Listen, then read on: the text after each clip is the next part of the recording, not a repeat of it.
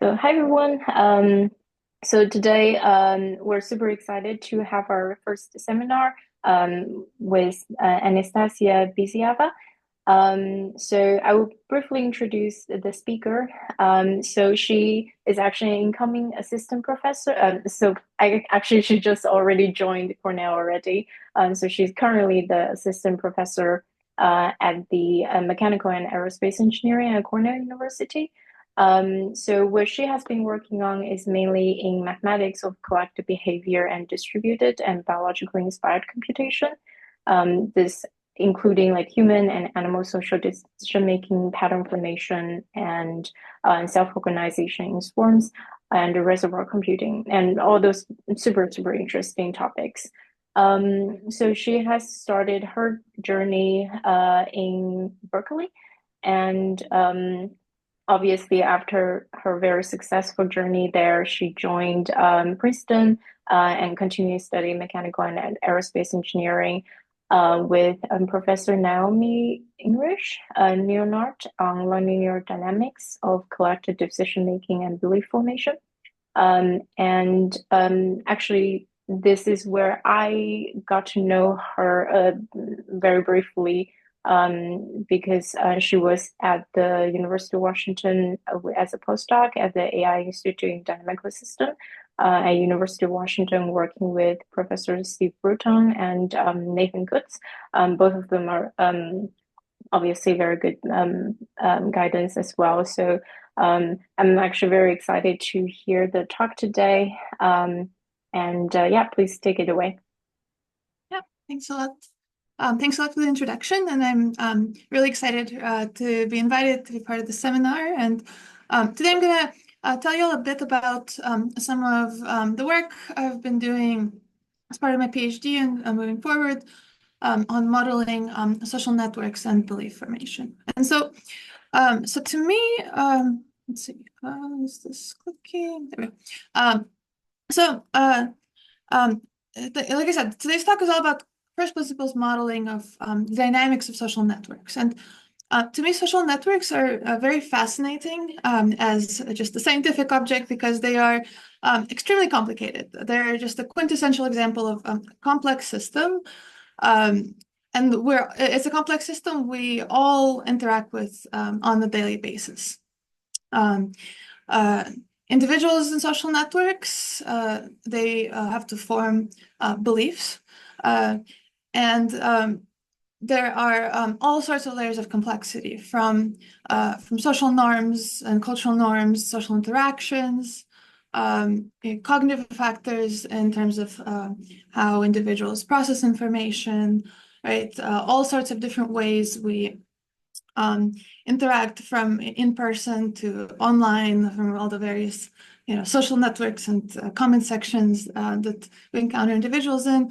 And of course, the outcome of individuals forming beliefs is just this very large scale organization thing. Outcomes of elections, voting patterns, of formation of groups. All of these things are really an outcome of how do we form beliefs. And so although this is a very complicated multi-layer problem, modeling social network dynamics is in some sense exploring hypotheses. So any model you're going to write down for evolution of opinions, beliefs, is going to be wrong, right? But it's going to be interesting because we're not going to ever capture all of the various complexities involved, but models are a systematic way to pose hypotheses and to incorporate different effects and systematically study them. That gives us hope to actually gaining more scientific understanding into mechanisms that drive these large-scale properties that we observe, the emergent properties, things like political polarization, exploring what is the effect of information, misinformation, how do you spread information, how do you stop the spread of misinformation, How do you encourage, depolarization, things like that. Mathematical models can be a huge help in starting to ask those questions systematically, and that is one set of interests I have. And then there's in my work, as in my introduction, it was already mentioned that I am actually in the engineering department, and so there's a second type of social network I think about a lot, and it's maybe something that many people don't think of immediately when you say the phrase social network, and that is technological networks. So right now we're living in a very exciting time where autonomy is starting to be embraced and embedded in many of our technologies, from industrial robotics to smart sensors that are used in agriculture and environmental sampling, to smart grid technology, to autonomous driving. Autonomy is becoming more and more ubiquitous. And so now one of the questions we have to ask as engineers is, how do you actually design autonomy in a world where many components are going to come together and interact inevitably? And so mathematical models of social networks that come from maybe thinking about people and animals, they can be very useful tools, actually. They can be very useful tools that can be used to design cooperative behaviors, decentralized autonomous behaviors where individual components have to come together and do something cohesive and coherent. And there's very classic examples like the consensus algorithms that have made that connection successfully and have been utilized in a lot of decentralized control coordination problems. But also another place that social network modeling comes in is looping back interactions between autonomous agents, like robotics and cars and other autonomous technologies that are becoming embedded in our lives, and how they're going to interact with us and maybe modify what we do, and how do you make sure that it's not doing anything unsafe, right? So that's another set of interests that I have. And so overall, as was already summarized, I come from a very interdisciplinary background. I come from physics into mechanical aerospace engineering, and I work a lot with folks in biology and social sciences to really use mathematical modeling to understand dynamics of these complex systems, and then think about how can we take those insights and bring them back into the design of autonomy. And as an academic, my path has been very zigzaggy, so I've hopped coast to coast twice. But the one theme that I'm going to point out that unites a lot of my academic journey is that every university I've been affiliated with has had very fluffy mascots. So I think that's perhaps some cognitive bias there on my part. But going back to modeling social networks, so for the remainder of my talk, I'm going to discuss some work, a few of the key papers of which are cited here on the slide. And all of this work was done in close collaboration with Naomi Leonard at Princeton University, who is my dissertation advisor, and also Alessio Franci, who is at the University of Liège in Belgium. The structure of the remainder of this talk is the following. I'm going to first spend some time introducing and motivating the modeling framework that we have been thinking about for some years and published on. And then at the end, I will summarize some of the intuition we can get from this framework in terms of the analysis from a dynamical systems perspective.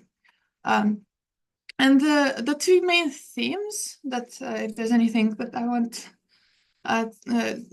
people to walk away from this talk with, is not that nonlinearity matters, and you will see what I mean in a couple of slides, and also thinking about belief formation as something that happens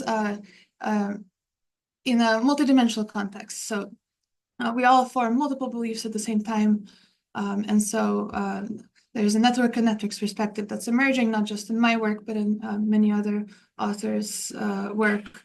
And so both of these things are going to be themes of what I will present for the rest of this talk. So, so to start with, how do we actually, I keep saying modeling beliefs, modeling social networks, how do you actually model a belief? So a very classic approach is to say there is some topic that I'm thinking about, I'm forming a belief on, and I'm going to assign an individual a scalar variable. In this case, the z's are going to be the variable that represents beliefs.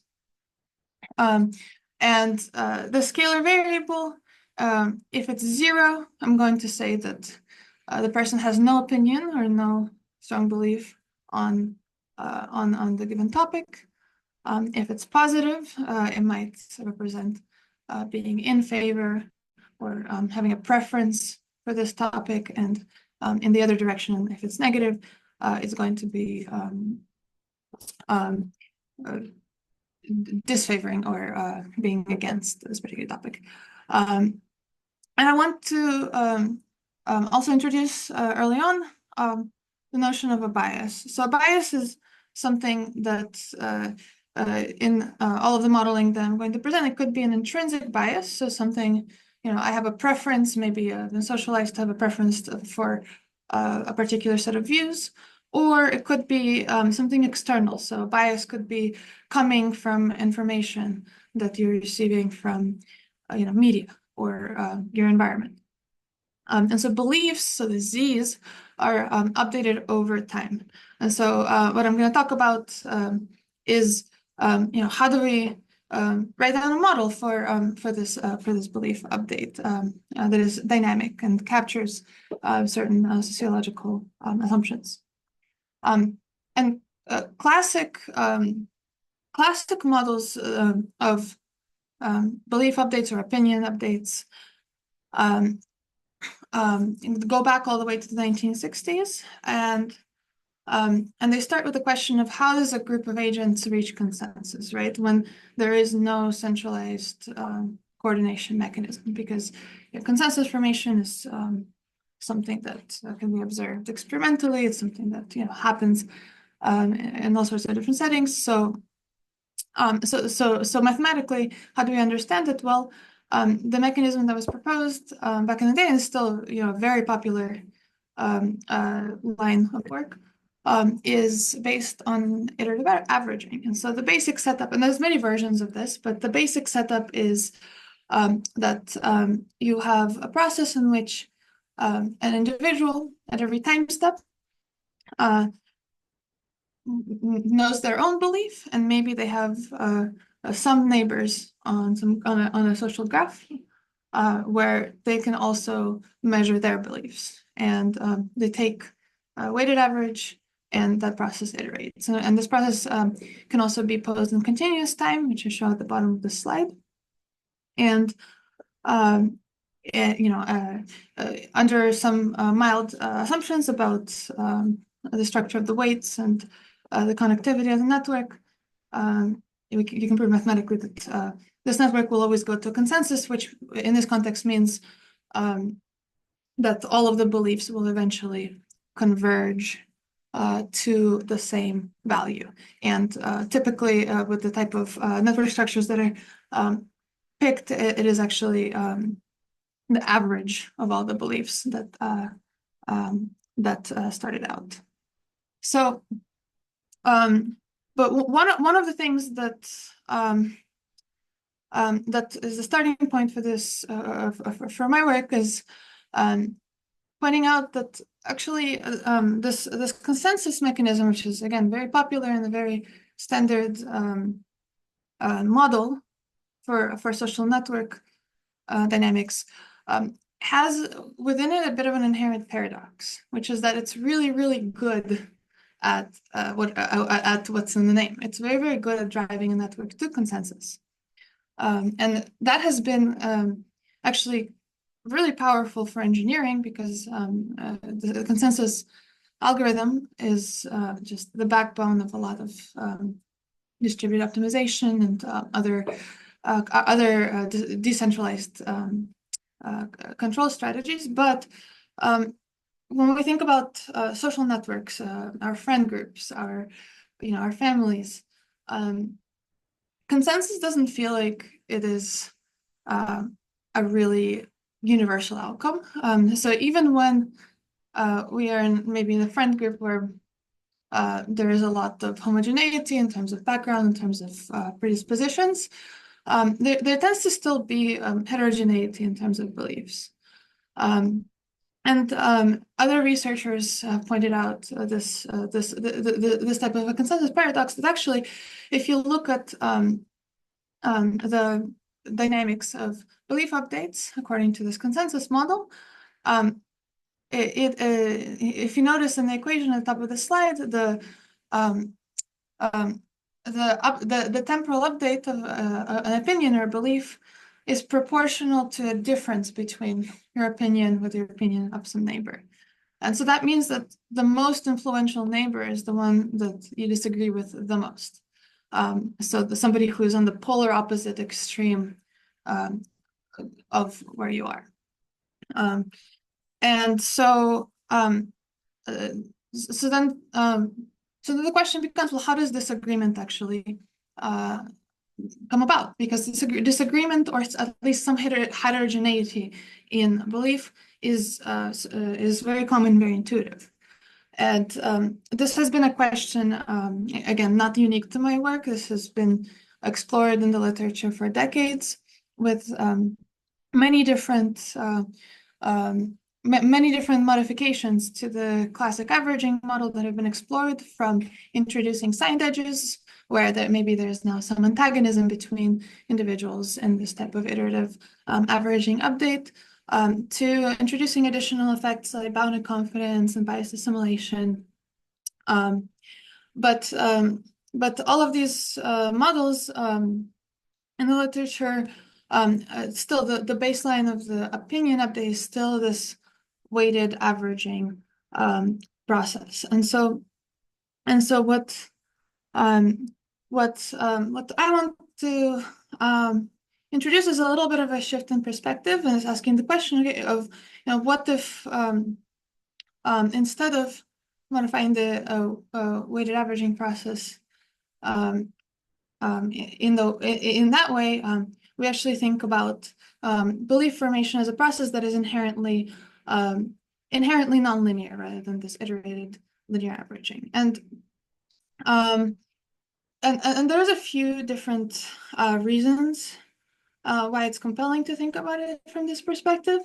First of all, nonlinearity is just ubiquitous in models of complex systems across nature, society. Anytime you have an interesting system that has complex emergent properties, nonlinearity appears somewhere in the model. So, and since as I started talking about in the very beginning of this talk, social networks are this very complex system with emergent properties.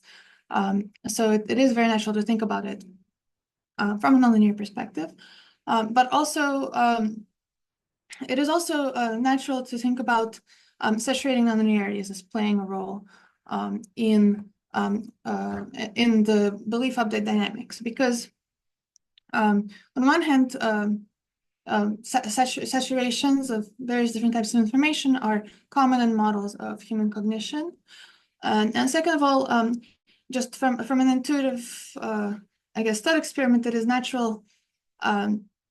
It is natural to consider, let's say, a friend who maybe is very neutral on some topic and then suddenly develops a preference one way or another. And so that shift from zero to non-zero seems like it would be a much more significant influence on you than if, for example, you had a friend who was very extreme on a topic and then they got a little bit more extreme, right? Maybe by the same absolute factor. So And so, and introducing a saturation into the updates of beliefs is actually a very mild.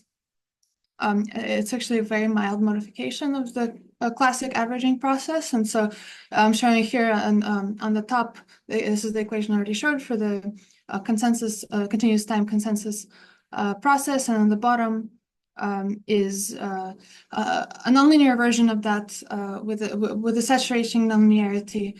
And I will go through all the details on the next slide. But the main takeaway here is that really the same main ingredients appear in the two models.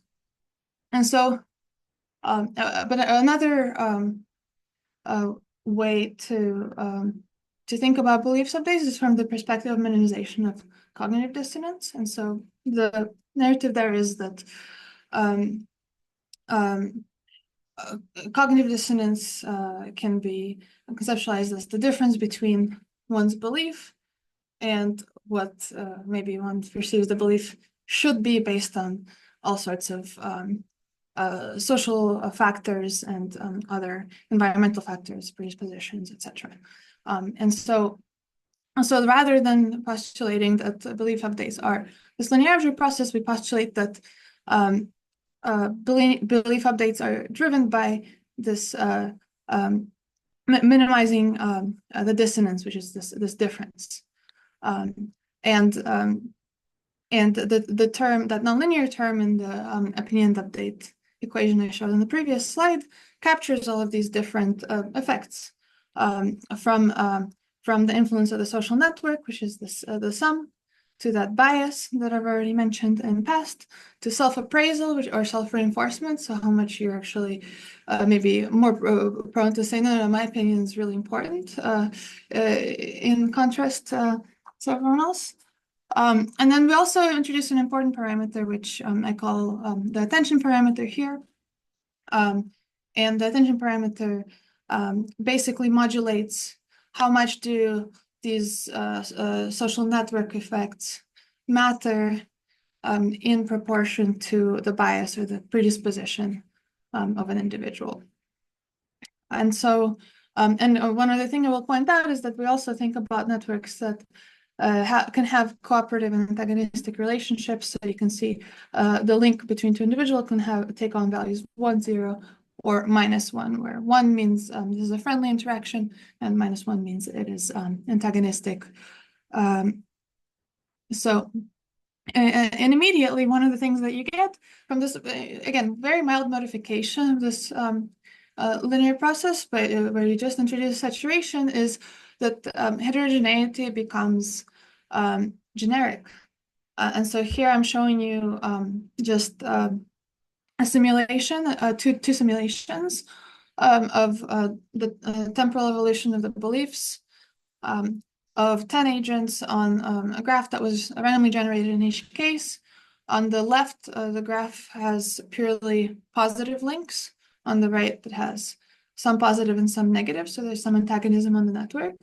And intuitively, what we see is that all of the beliefs on the left in this cooperative graph end up positive. So that means all of the agents agree, so they form a belief that is in the same direction, but there's some heterogeneity within the group, even though the agents that are being simulated here are homogeneous, meaning that all of the parameters are exactly the same across the different agents.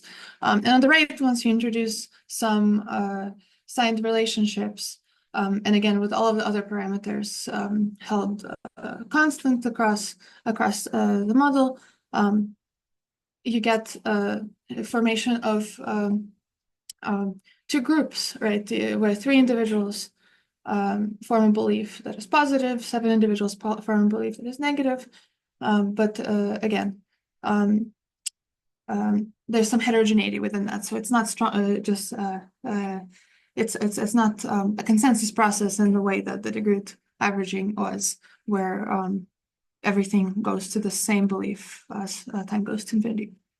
So that was the thing number 1. I remember the 2 takeaways were nonlinearity and moving beyond scalar updates. And so so now I'll spend a little bit of time talking about multidimensionality. And so I'll just read this quote from a really fantastic paper that came out last year um, um, about that beliefs, they don't evolve in isolation. So individuals don't have just a single belief on one topic and nothing else matters.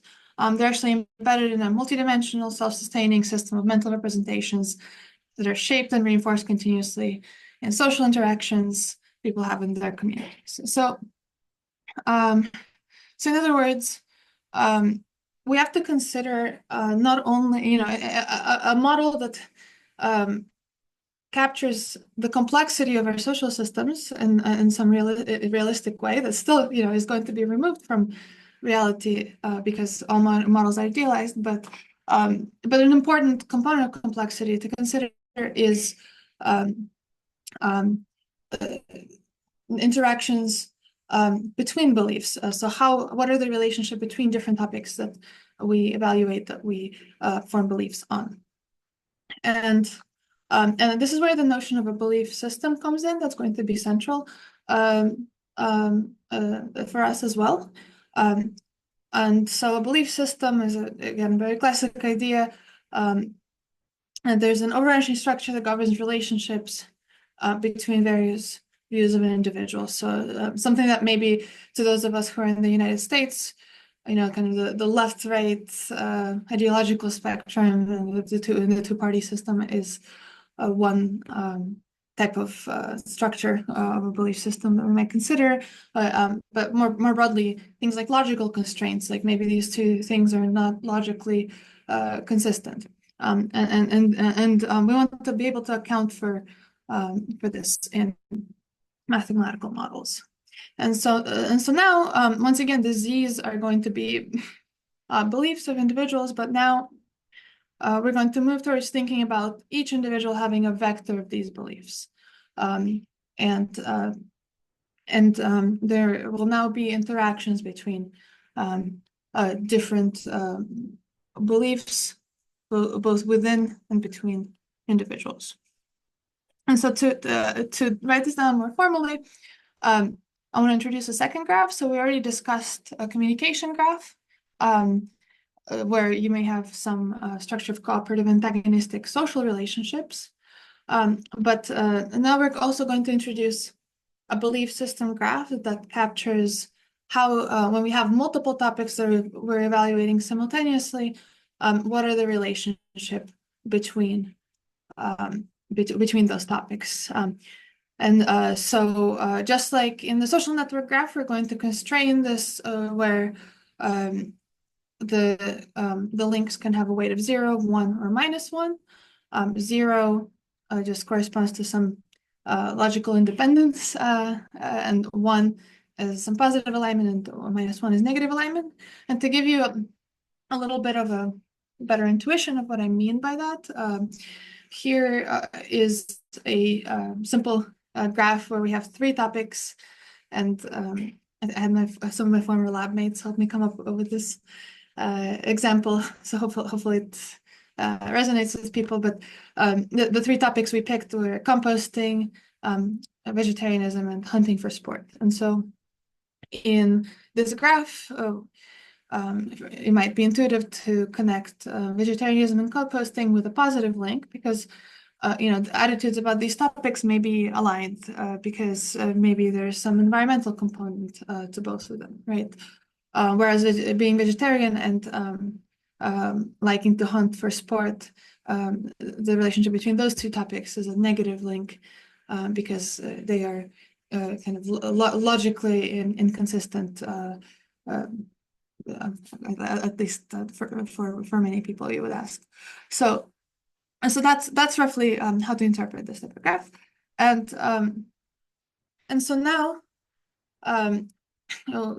returning to this idea of beliefs are updated to minimize cognitive dissonance, or to minimize the difference between your belief vector and some dissonance term. Then now in this multidimensional setting, there is actually going to be more than one source of cognitive dissonance. And this is a major point in a recent really cool paper by some researchers from the Santa Fe Institute on networks of beliefs. And they point out a few different types of social or a few different types of cognitive dissonance that play a role and that we need to account for. And so one of these is, I'll start with the second bullet, actually. One of these is social dissonance. That's something that we already captured in the scalar setting, where maybe if all of my friends are not vegetarian, but I am vegetarian, so maybe my friends are exerting some pressure, some social pressure on me to maybe not be so strict in my vegetarianism, right? But other examples include personal dissonance. So personal dissonance is an internal inconsistency. So, for example, maybe I'm vegetarian, but I also grew up hunting. I really like hunting. And so those two things, as we already discussed in the previous slide, maybe are not the most logically aligned beliefs. And so, so if I hold both of them in the same direction, maybe there would be some experience of personal dissonance, which is an internal effect. And then there is a third I'm calling this external distance. I've updated the terminology in some of our paper, actually, where we call this external ideological dissonance, but I did not update it on this slide. I just point that out because the way I use this term is actually different from the network of belief theory of Dalaj and Olson. But what I'm calling external dissonance here is kind of a cross-coupling between beliefs of two individuals. So maybe I'm vegetarian, but a lot of my friends are hunters, right? And so that type of a cross coupling is going to, the fact that my friends are hunters might be exerting pressure on me, on my belief about vegetarianism indirectly. And so, all of these effects, one nice way to visualize them is as different types of coupling arrows within an individual's cognition, but also between two individuals. And so the self-appraisal effect we already discussed. This is a kind of a self-loop on an individual belief. Then we have the personal dissonance effect, which is a cross-coupling within one's set of beliefs. The social dissonance is an arrow along each topic. So kind of two beliefs of the same kind are coupled, and then this external dissonance effect is a cross-coupling, an ideological cross-coupling between the two. And so when we move from a scalar to a vector belief, then the dissonance term ends up having a bit more content. So in addition to the self-appraisal and the social dissonance, which we already have seen in the scalar setting, we now have to add in effects of the other two arrows, the personal dissonance and the external dissonance. And as you can see, just to remind you, the AA is the adjacency matrix of the social network graph. The AO is the one for the belief system graph. And so it's really the interaction between these two graphs is what now shapes how our experience of dissonance looks like, and how our beliefs form in the steady state limit. And so and so this is what the final model looks like. It looks a little bit scary, but in the end, what we actually have is a continuous time dynamical system that is defined over a graph product. So it actually ends up having the structure of a coupled cell system. And so we can study the steady state behavior of this model using classical tools from bifurcation theory and nonlinear systems, and bifurcation theory over networks. And so with that being said, that is going to be the rest of what I talk about in the next couple of minutes. In particular, we're going to discuss within the model that I just motivated for you, how we can understand the role of attention to social interaction, the role of network structure, both of the social network graph and the belief system graph, and also the role of the biases in terms of how they affect the group. And so in order to do this, I'm actually going to return to a very, very simple version of this model, which removes the notion of social networks altogether. And we're just going to walk through this to build intuition about what it is doing.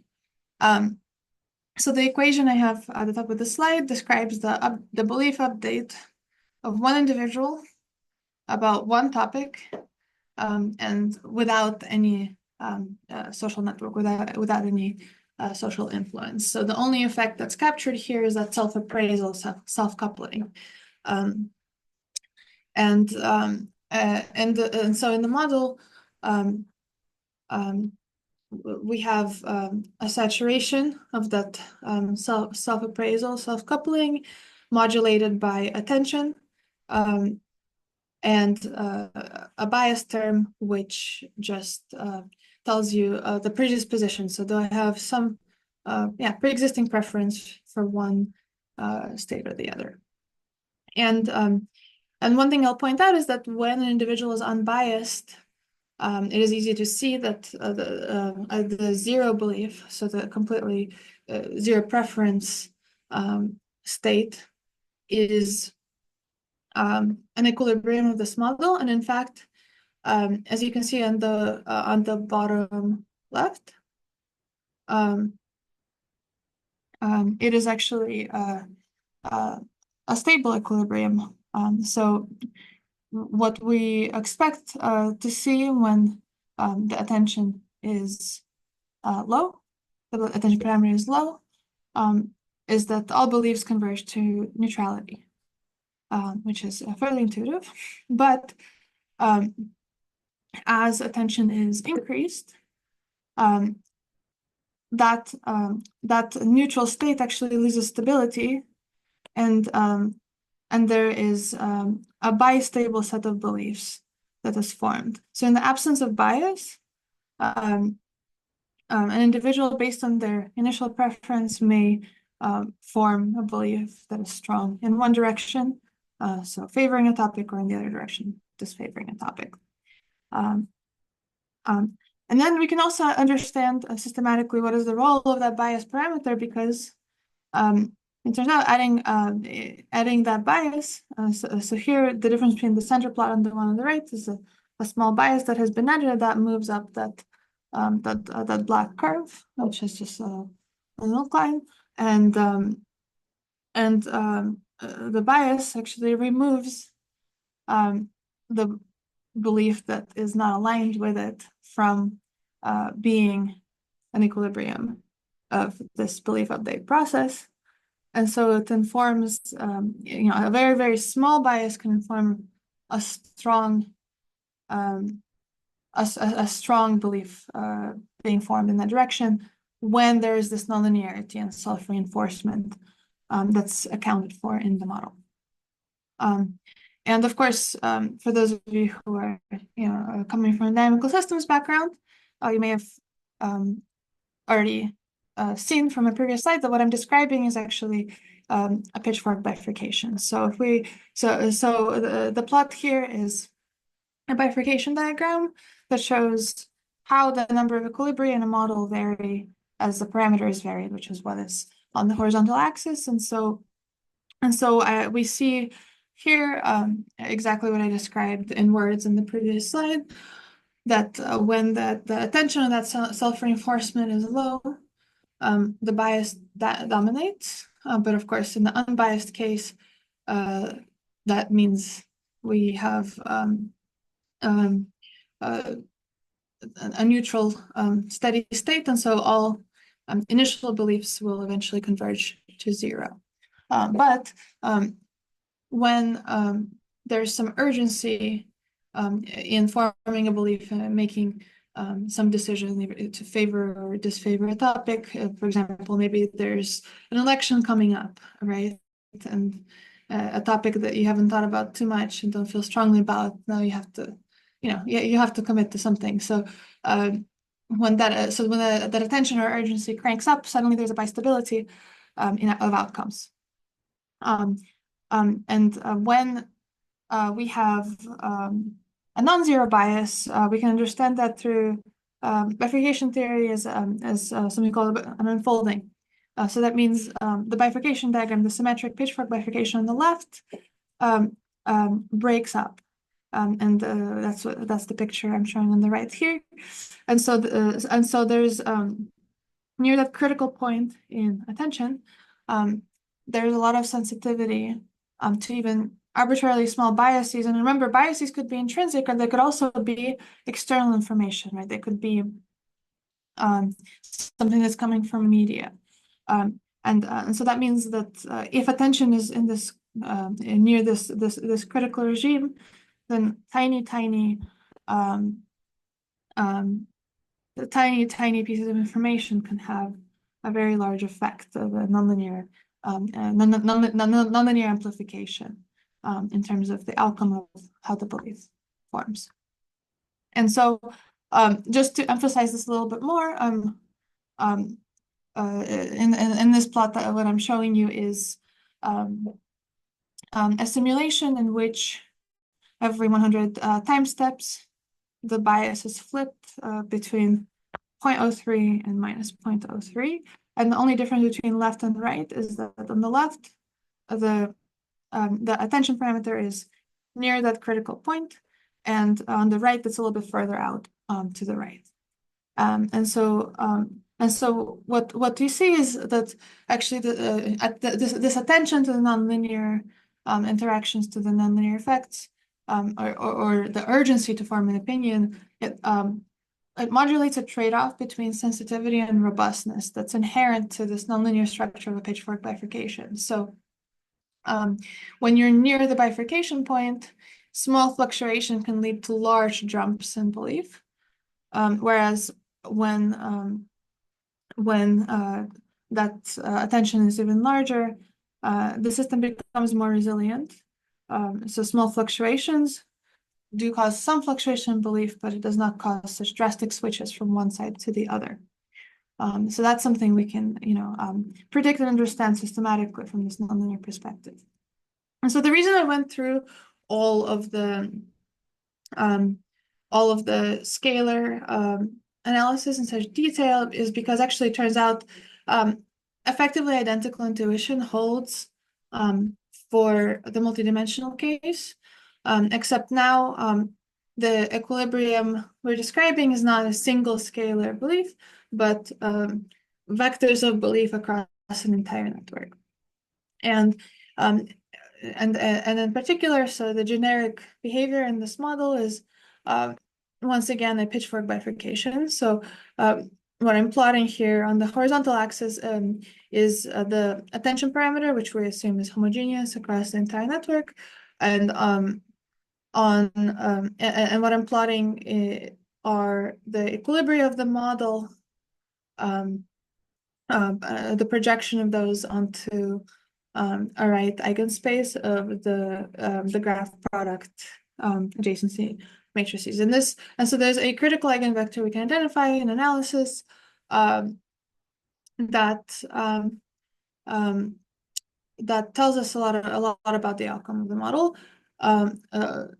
So first of all, once again, we will see a pitchfork bifurcation, and then second of all,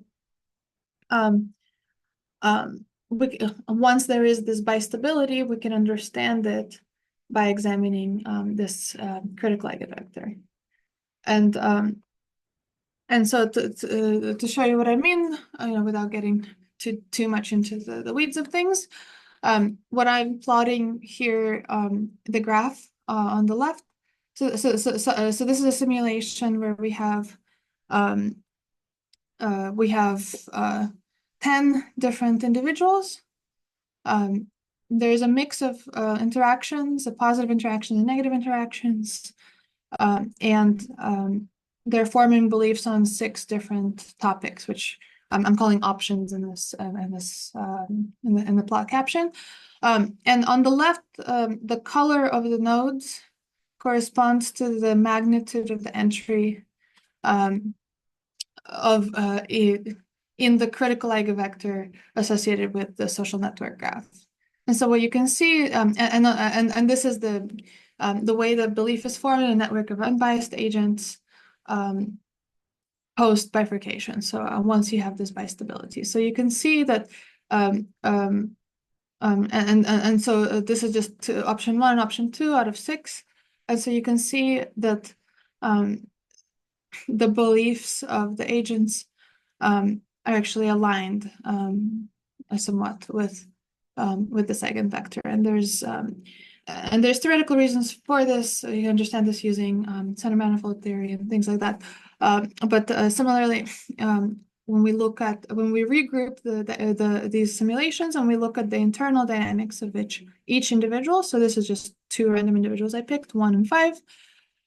So now the colors in the bottom plots correspond to the belief system graph and the critical eigenvector we identify in the belief system graph. And that critical eigenvector predicts how the internal beliefs are aligned at steady state.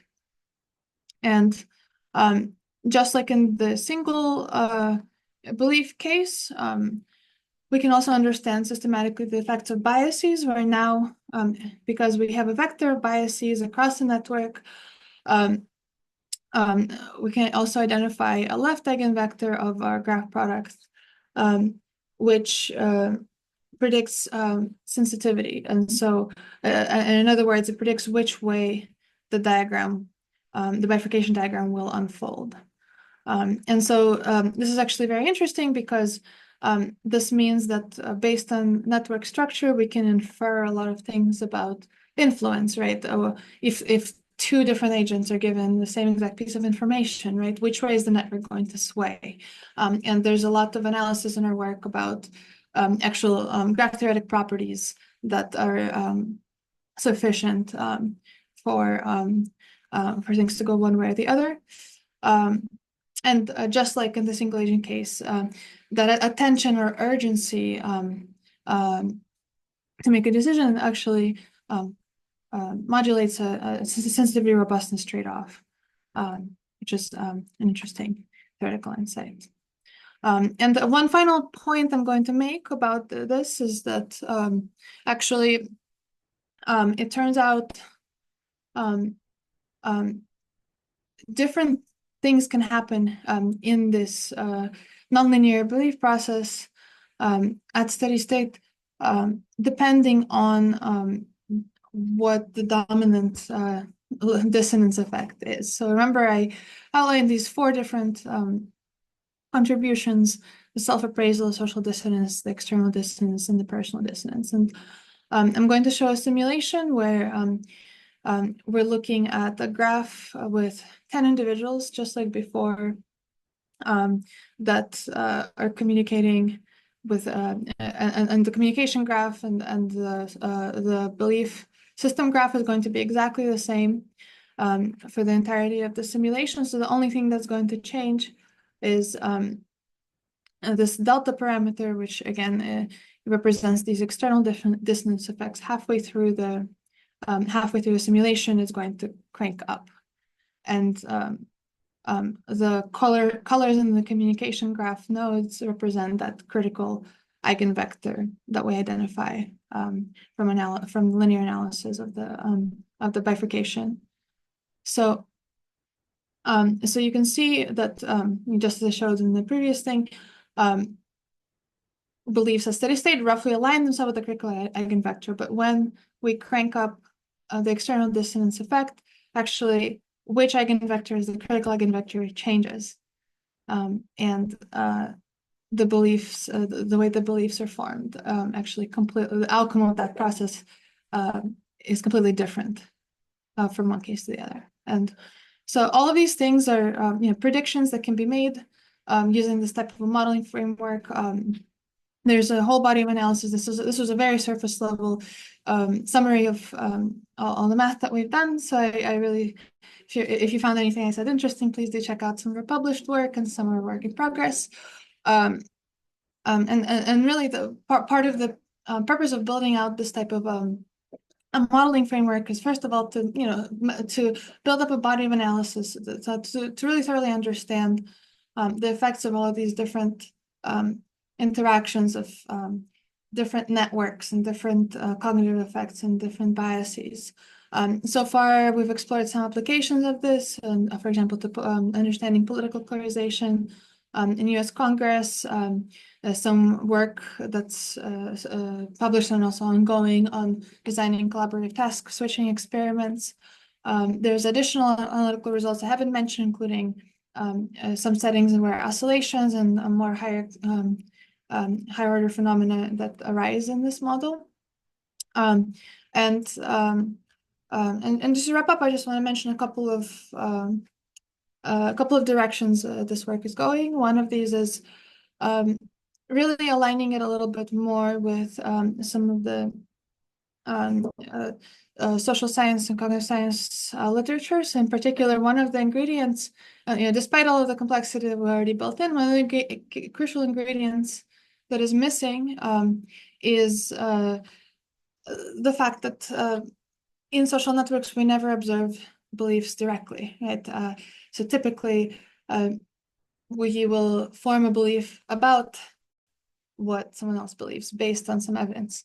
And so building that into a modeling framework like this is pretty important. And we're working on this direction with Mirta Glasic and Henrik Olsen at the Santa Fe Institute and the Vienna Complexity Science Hub, with the goal to eventually connect some of this modeling to data and explore how how do the predictions, this type of a nonlinear perspective, hold up against against evidence from real social networks. And also, we're talking with a colleague here at Cornell about potentially informing experimental design to validate or maybe disvalidate some of these nonlinear effects. I also have some work that's ongoing on community detection and how this type of nonlinear analyses can actually help identify network structure from data if the underlying process is in fact nonlinear. And of course, on the engineering side, applications of these type of frameworks and the richness of the behaviors that they produce to the design of new algorithms in collaborative autonomy. And so with that, I just want to thank some of the funding sources that have supported this work, from the SF, TONAR, and ARO, and some of the fellowships I had at Princeton. And that's all I have to say today. So I'm happy to take any questions in the last couple of minutes. Thanks. That was a really fascinating talk. I have a lot of questions, but I guess I can maybe first hand over to anyone in the audience who has a question.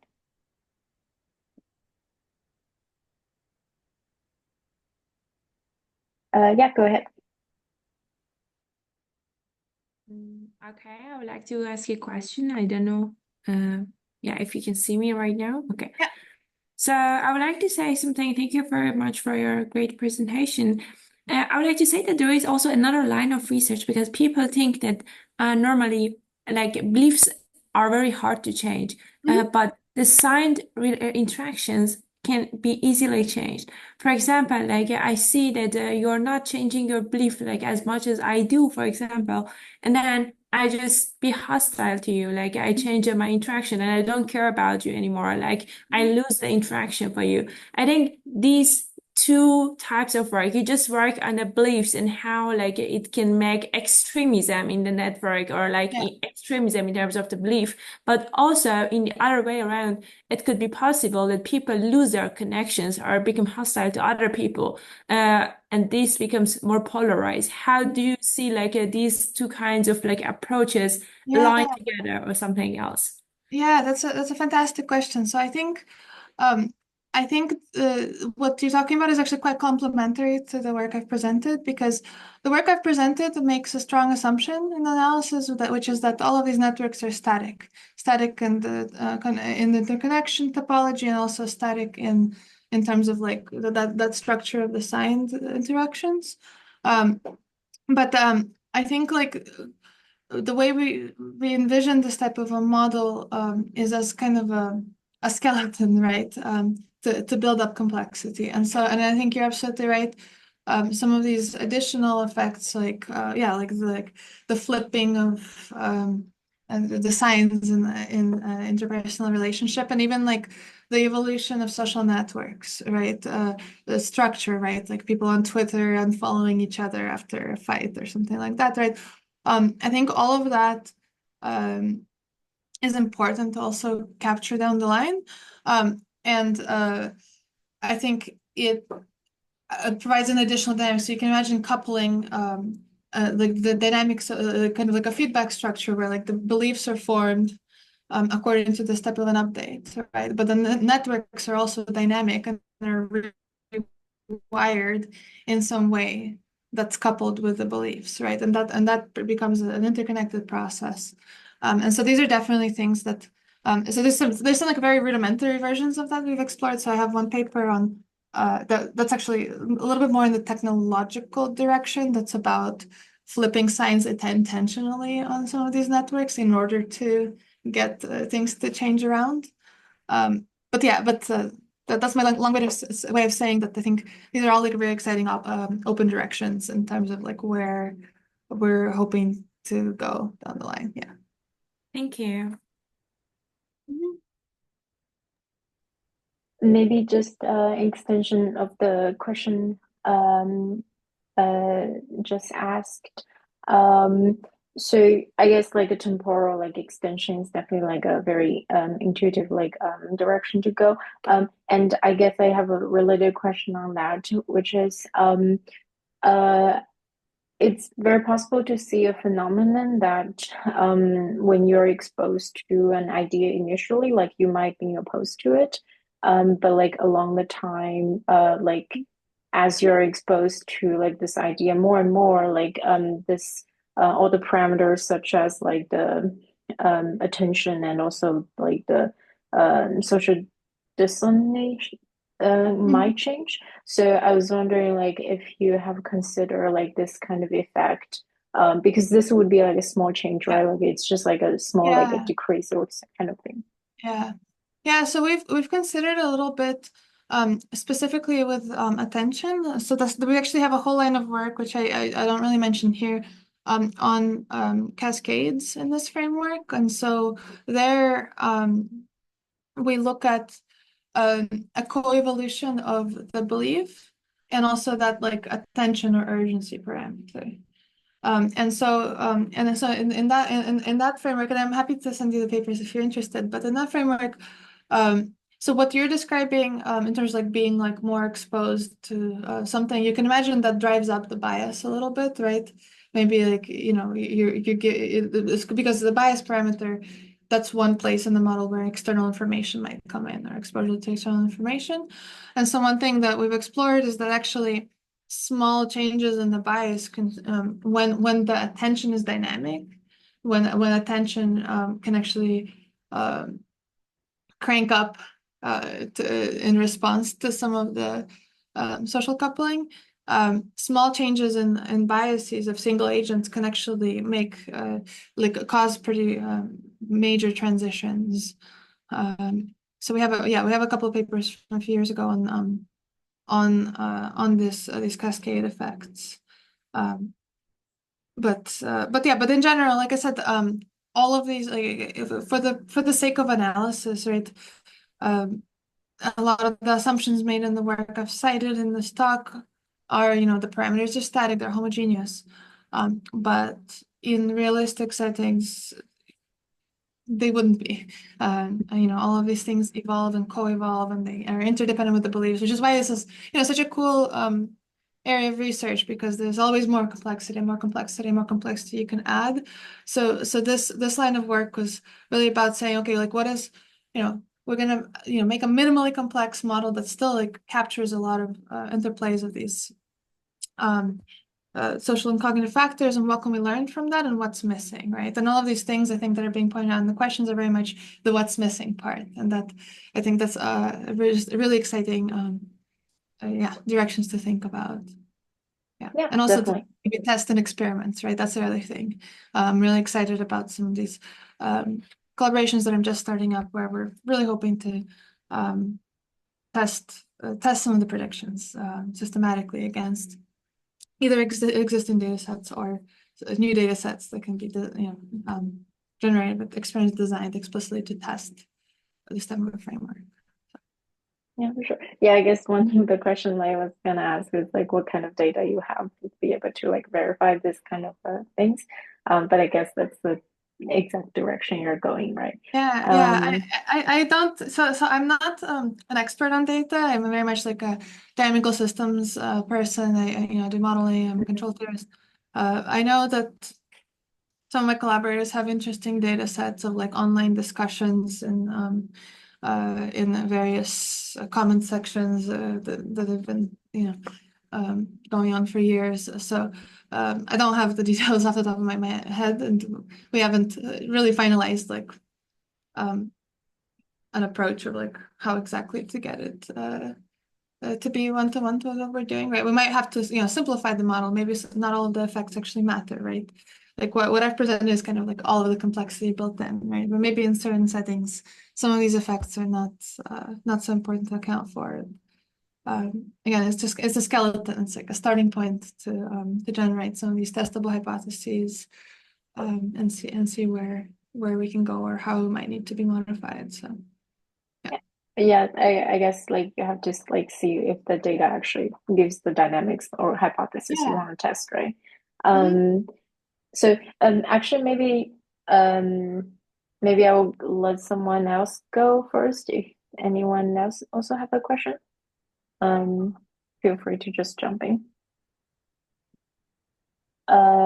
If not, I guess I would just ask a clarification question. I think this was like one thing I have about the model construction itself, because my initial thought about the bias is like the bias is the variable that determines like how like bias is like the thing that varies like along the time or like along the interactions, right?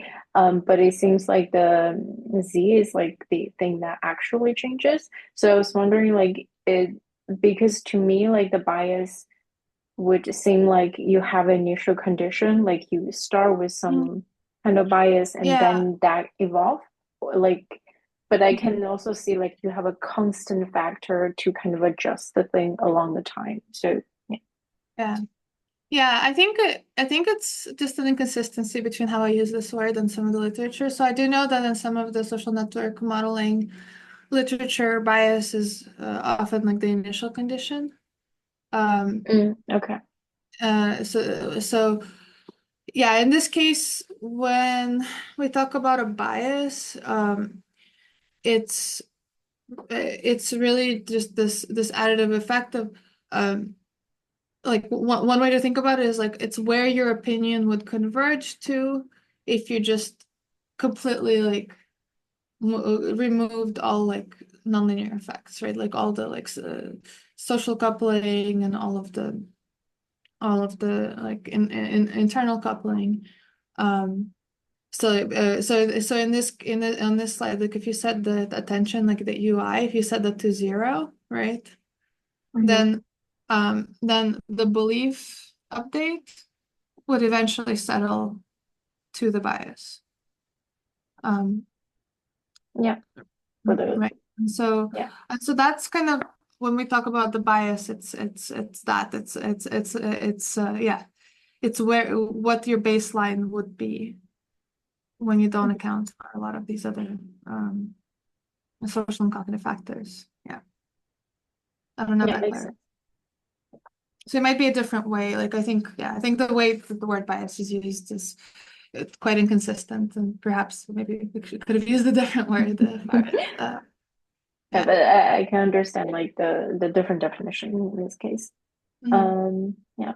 Yeah, that's everything from my side. I guess if anyone still have a burning questions to ask, feel free to jump in. If not, thanks Anastasia for the amazing talk again. It was super interesting. I mean from the comments you can see like a lot of people really enjoyed it. Okay. Yeah, so I will upload this to the YouTube and then yeah, feel free to I guess connect if anyone has some interesting ideas and yeah. Yeah. Cool. Yeah. Yeah. Thanks again. And thank you for all the questions.